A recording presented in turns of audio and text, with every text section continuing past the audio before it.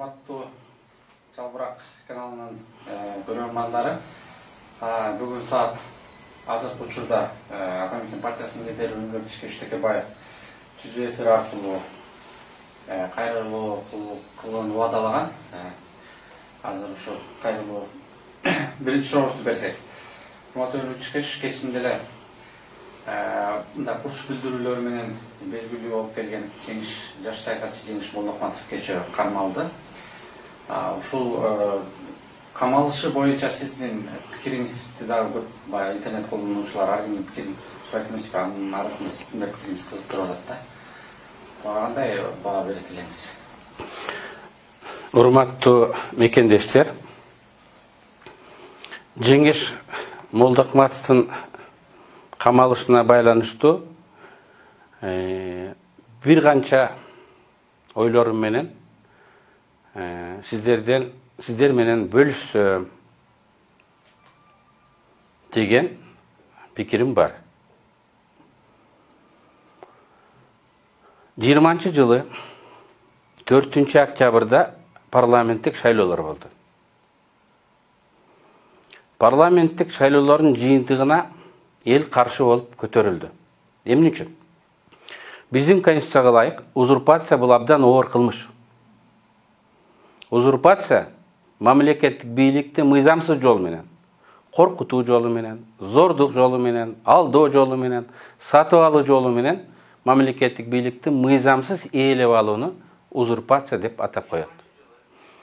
Жээнбековдун бийлиги парламенттик шайлоолордо административдик, финансылык ресурстарды пайдаланып, шайлоочуларга болуп көрбөгөндөй басым көргөзүп, өзүнүн 3 партиясын пайдаланып, конституцияда көргөзүлгөн чектөөлөрдү аттап өтүп, бийликке ээлик кылганга аракет кылды. Эл буга каршы болду, көтөрүлдү. 5-октябрдан 6-октябрга караган түнү Кыргызстанда бийлик де-факто иш жүзүндө жок болду. Президент качып кетти, өкмөт башчы качып кетти, парламент тарап кетти, житип кетти, ген прокурор, ички иштер министри, улуттук коопсуздук кызматынын жетекчилери качып кетти. Иш жүзүндө 6-октябрь күнү Кыргызстанда бийлик болгон жок. Саясий процесстер конституциялык нуктан чыкты. Бардык саясий уюмдар, башы көрүнгөн бардык саясатчылар ынтымакка келип конституциялык нукка буруганга чакырышты. Ошол күндөрү Борбордук Ала Тоо аянтында бир топ, Атамбаевдин форумунда бир топ, өкмөт үйүнүн алдындагы эски аянтта бир топ күчтөр турушту. Алардын укуктук статусу баарыныкы бирдей. Бири мыйзамдуураак, экинчиси мыйзамы жок деп айтканга болбойт эле. Алардын баарынын ниети бирөө. Өзүнүн түшүнүгүнө жараша өлкөнү конституциялык нукка алып келип, жаңы бийлик органдарын түзүү болгон. Ошентип 6-октябрдан 15-октябрга чейин Кыргызстанда мыйзамдуу бийлик болгон жок. 14-октябрда тарап кеткен парламент кайра чогулуп, Садыр Жапаровду премьер-министр кылып дайындашты. Ошол күндөн баштап Кыргызстан конституциялык нукка, мыйзамдык нукка кайра келди. Садыр Жапаровдун премьер-министр болуп дайындалышы дагы кынтыксыз, мыйзамдык процедураларды сактап өттү деп айтууга болбойт. Анткени конституциялык нуктан чыккандан кийин кайра келиш үчүн сөзсүз анча-мынча жерлерди аттап өтүш керек болчу. Ошентип, октябрдагы 10 күн артта калды. Мына бүгүн кечээ 6-октябрдагы окуялар боюнча Жеңиш Молдохматовду имаратты басууга алууга аракет кылды деп кылмыш жообуна тартканы камакка алып отурат. Жеңиш акыркы кезде бүгүнкү бийликтин принципиалдуу, туруктуу оппоненти болуп, оппозициялык позицияны ээлеп келди. Мен жана айткандай, 6 апрелде Жеңиш Молдахматов бийлик органдарынын имаратын басып алууга аракет кылды деген жүйө эч ким ынандырбайт. Бул күлкү келерлик. Ошондуктан элдин акыл эси жайында элдин баары Молдахматовду өз позициясынын курмандыгы болду. Бул саясий куугунтуктоо деп кабыл алышты. Мен дагы ушуну баса белгилегим келет. Жеңиш Молдахматовду камакка алуу бул саясий куугунтуктоонун бир көрүнүшү. Мен бүгүнкү бийликтегилерге кайрылгым келет. Садыр, Камчы жана башкаларга. Мен жанагы айткан 10 күндү ошол боюнча биз жабышыбыз керек. 6-сынан 15-не чейин эч ким мен мыйзам дуракмын деп айта албайт. Ошол күндөрдү биз жакшы чыктык, оор жоготуулар болгон жок. Ошого биз ыраазы болушубуз керек. Бүгүн биздин алдыбызда эң татаал сыноолор, кыйынчылыктар турат. 2-нчи жылы ковид пандемиясы уланып атат. Экономикабыз 1-нчи кварталда болуп көрбөгөндөй түштү. Баалар асмандап атат. Жакырлардын саны көбөйүп атат. Бюджетибиз тартыш. Алдыда парламенттик шайлоолор турат. Ош менен Бишкек шаарынын шайлоолору да жокко чыгарылат эмес деген сөз да болуп отурат. Анан эң негизгиси, орусча враг у ворот дегендей, биздин дарбазабыздын, эшигибиздин алдында агрессор келди. Ал жакка да армияны бекемдегенге акча керек. Чек араны бекемдегенге акча керек. Ошол жерде жабыр тарткан адамдарга жардам көргөзгөнгө акча керек. Мына ушундай кыйынчылык болуп турганда бизде саясий бөлүнүп жарылбай ынтымак болушубуз керек. Саясий оппоненттерди куугунтуктабаш керек. Эмне үчүн? Урматтуу мекендештер, ким мени угуп көрүп турган болсо, ушуга көңүл буруп коюшуңуздарды суранам. Так ушул жер менин кайрылуумдун негизи, маңызы. Биз 30 жылда жаңы коом түзө алдык. Кыргызстандын коому, кыргыз коому Орта Азияда эң эркин коом. Адамдар өзүнүн баркын билген намустуу адамдар.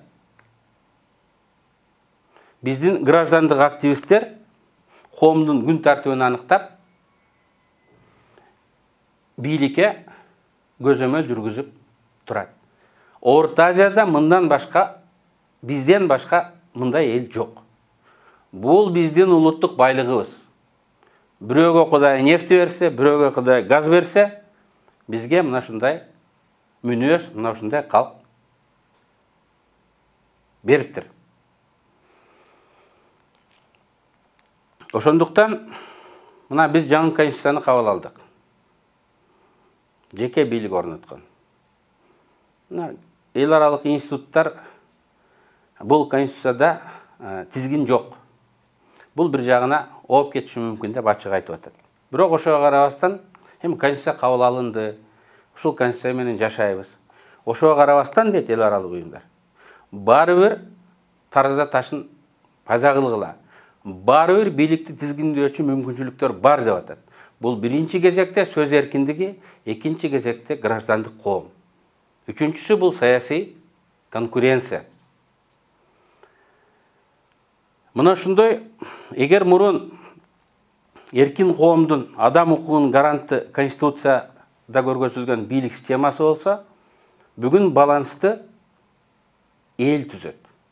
Балансты граждандык активисттер түзөт.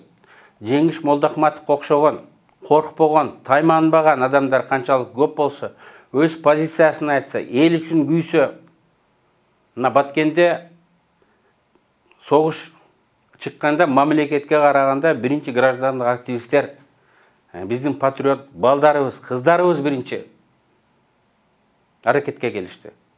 Жардамын беришти. Граждандык коом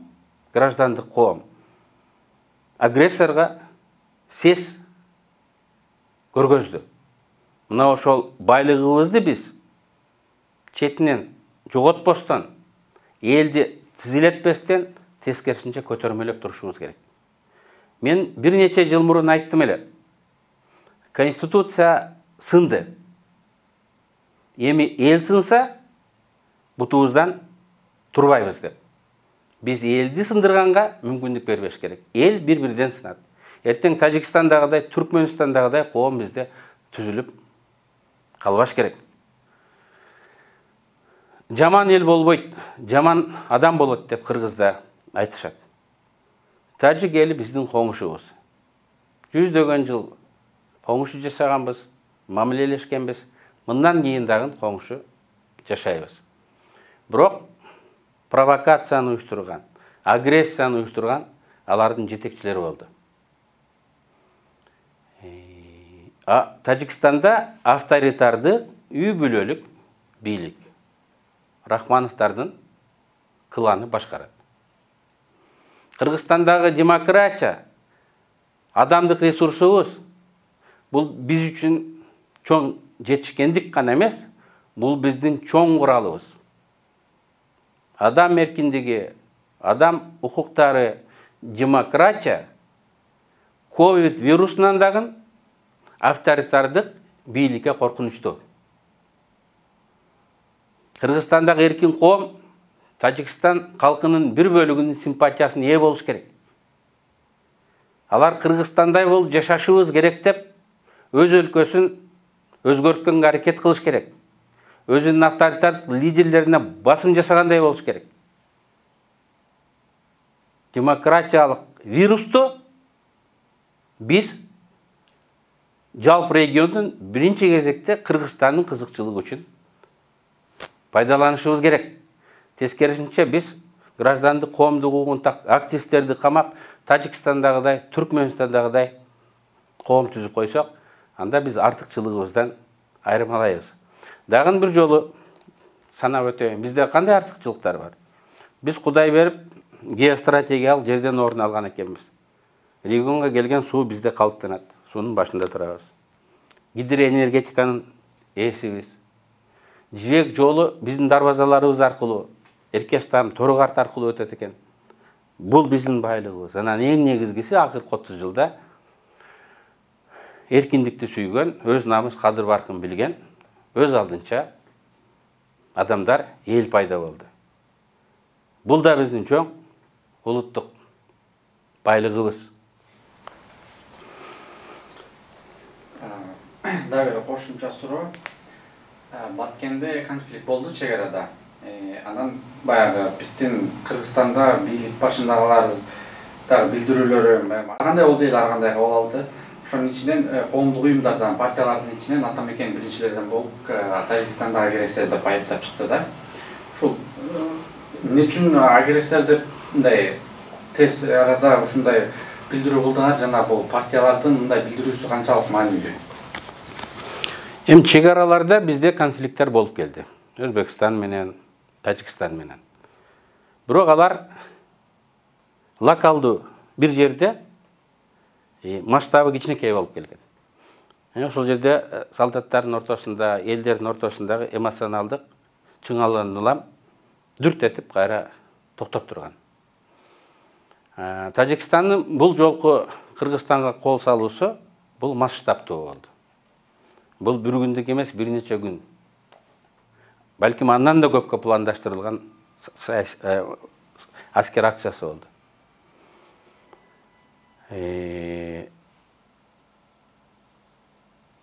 Лейлектен баштап Баткенге чейин чек араларда кол салуулар болду. Бул кол салуу алдан ала пландаштырылган. Күч ошол жерге жыйналып топтолгон. Мен эсиңиздерге салгым келет. Тажикстан өз армиясын гана эмес, эски боевиктерин жыйнап, жергиликтүү ОПГ деп коеюн, спортсмен чалыштарга курал таратып берип, аларды Кыргызстандын элине каршы тукурган. Баарыбыз билебиз, бир апа ыйлап чыкты, мен эки баламды курулуш куруп жаткан жеринен тажиктар урдап кетти деп. Алар келип интервью беришти. Бизди уруп сабап канча аскер бар айлыңарда? Алар кайсыл жерде жайгашкан? Пост кайсыл жерде уктайт деп ошолар жөнүндө сурады дейт. Профессионал военный эмес, китеп менен фильмди көргөн адамдар билет. Бул тактикалык разведка. Эртең басып алабыз дегенде ошол жергиликтүүлөрдү кармап, баары жашы ачык болуп, эртең мына киребиз деп калгандаган ошону кармап алып, кайсыл жерде турат, кайерде эмне деп сурайт. Ошол эле күндөрү Тажиктин тышкы иштер министри Орукта 8 класстын 2 баласын кыргыздар урдап кетип, кыйнап, суракка алып атыпты деп Кыргызстанга официалдуу нота жөнөттү. А кечинде бул фейк экени аныкталды. Эмне алар билбейт беле? Билет, жок, жаш балдарды кыйнап атат экен деп өз элин бизге каршы тукуруп, мындай душман кылганга, өзлөрүнүн агрессиясын актаганга аракет кылды. Бүгүн эмес, ошол эле убакта жерге талда кыргыздардын паспортун текшерип, ким кыргыз паспорту болсо Кыргызстанга чыгып кет деп текшергенде 20 апрелден кийин эле башталган. Бул узакка созулган даярдык болгон. Ошон үчүн биз муну аскер агрессиясы деп атадык. Коңшубуз албетте. Биз эл менен душмандашпайбыз. Бирок башкаруу режимине, өлкөнүн башында турган адамдарга өзүбүздүн претензиябызды эл аралык норма менен коюп, аларды айыпка жыгыш керек. Бул биздин ата мекен партиясынын позициясы, бирок бүгүн биздин мамлекетте так ушундай позицияда баарыбызга белгилүү. Кыргыз Республикасынын генералдык прокуратурасы дагы так эле ушундай жүйөлөр менен иш козгоп, бул конфликттин күнөөлүүлөрүн иликтеп жатат. Аскер күчтөрүнүн рейтинги боюнча бүгүнкү күнү Тажикстан дүйнөдө 138 өлкөнүн ичинде 99-чы болуп турат. Кыргызстан 93-чү орунда турат. Биздин аскерибиз Тажикстандыкына караганда күчтүү, ар дайым күчтүү болуп келген. Эгер биз геосаясий, геостратегиялык ордубузду элесек, биздин күчүбүз Тажикстанга караганда кыйла үстөмдүк кылабыз. Анан эң негизгиси биздин солдаттардын тажрыйбасы, алардын духу биздин армияга чоң эле үстөмдүк берет. Албетте, арифметика менен санаган адамгерчиликке жатпастыр. Бирок аскер кызматкерлерин алганда биз тараптан бул кагылышуда 3 аскер курман болду. Тажик тараптан 9 аскер курман болду. Бизде курман болгондордун көбү бул граждандык адамдар. Ошо головнойдун алдында граждан адамдарды миномет артиллерия менен атып 15-ке жакынын өлтүрүшкөн. Анан айылдарды талап тоноп мародерлук кылган убакта дагы жабыркаган адамдар болду. Биздин аскерлерге эгер приказ берилгенде, адекваттуу отпор бергиле деп приказ берилгенде, мен ойлойм, Тажик армиясы мындан да көп жоготууларга учурамак. Эми бул башка кеп. Эмне үчүн приказ берилбеди? Эмне үчүн ушундай кырдаалда атайын инструкциялар, пландар түзүлүп берилбеди? Бул башка кеп. Анын сырын биз билбесек дагы биздин аскер жетекчилерибиз билиши мүмкүн. Муну бизге келечек көргөзөт. Акыркы суроо болсун. Ушул жерден ошол приказ берилбеген себеби баягы чоң бир эл аралык башка күчтөр аралашып кетти деп атат да. Ошол боюнча дагы кандай пикирдесиз? Эми биздин социалдык тармактарда биздин граждандардын сөзүн укканда ким утулду? Biz uят болуп калдык. Biz эч убакта мындай болбой жүрдүк элек. Сөзүбүз кыска болуп калды. Тажик армиясы, банда формированиялары биздин ыйык жерибизге басып кирди. Bir neçe gün болсо дагы деп ызаланып турган чагыбыз. Эми бирок тактикалык планда деле, стратегиялык планда деле мен оюмча биз уттурган жокпуз. Тескерисинче саясий информациялык планда Тажикстан бул жерде чоң утулушка кириптер болду. Мен ошентип ойлойм. Эми чек ара маселеси боюнча дагы жакшылык айтып өтпөсөм болбойт. Эми чек ара маселеси абдан татаал маселе. Фергана өрөөнү дүйнөдөгү эң жыш жашашкан жер.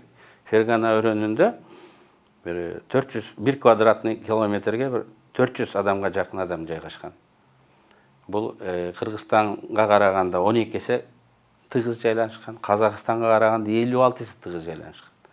Өзбекстандын орточо тыгыздыгынан 6 эсе көп калк ушул Фергана өрөөнүнө чык жайгашкан. Аларга жер жетпейт, аларга суу жетпейт. Проблема көп.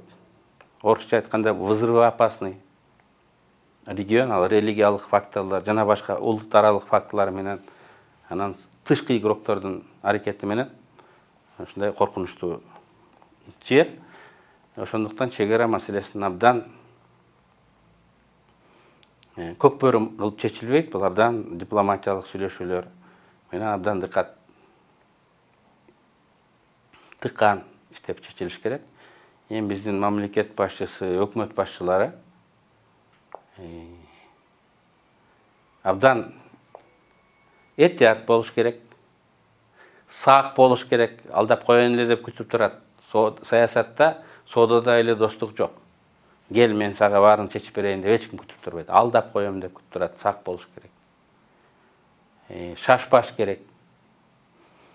Адистер менен кеңешиш керек. Өлкөнүн тарыхын, чек аранын аныктоо тарыхын дыкат, иликтеш керек. Анан эң негизгиси ушул участокты чечип атканда ушул участок жөнүндө эле ойлобош керек. Тажикстан менен болгон 980 километрдин тарыхын баарын кошо ойлош керек. Анткени ушул жерден башкача чечсең, сен башка жерде дагы ушул принцип менен чечишке туура келип калат. Мына бүгүн Варухтан Тажикстанга жол ачып беребиз деп атат. Куруп. Кеп Варух жөнүндө эле сөз болгон жок да. Биз президент түзүп атабыз. Жол ачып атабыз да. Биз Варухка жол ачып берип атабыз дегенде Өзбекстандын, Кыргызстандагы сокунду ойлошубуз керек. Бүгүн бизге тажиктердин проблемасын, анклаванын проблемасын кандай чечсек, эртең Өзбекстандагын так ошондой чечип бер деп айтат. Чечип бересиң да. Ошон үчүн биз бүгүн муну чечип атканда, кийинки ушуга окшогон ситуацияларга дагы мындай чечүүнүн жолдорун мындай ойлоп коюшубуз керек. Ошон үчүн ушул маселелерди чечкенде мен биринчи кезекте тиги УКМКнын башчысы, мамлекеттер аралык чек ара боюнча комиссиянын тең төрагасы, биз тараптан төрага Камчек Ташиевке каргылгым келет да. Эми патриот Камчек Ташиев баарын билебиз. Ниети жакшы. Бирок абдан сак болуш керек. Шашпаш керек. Кеңешиш керек. Жети жолу өлчөп бир кесиш керек. Биз ошол эле бир участокты анан бүгүнкү ситуацияда эле чечип атканыбыз жок. Бүтүндөй биз Тажикстан менен Кыргызстандын ортосундагы эмес, Өзбекстан менен Кыргызстандын ортосундагы чек араларды чечүүнүн президентин түзүп аткан болобуз. Чоң рахмат, урматтуу биздин көрүүчүлөр. Мындан кийин дагы биз орчундуу суроолорго жооп алып турмакчыбыз. Сиздерге рахмат. Рахмат, саламатта болуңуздар.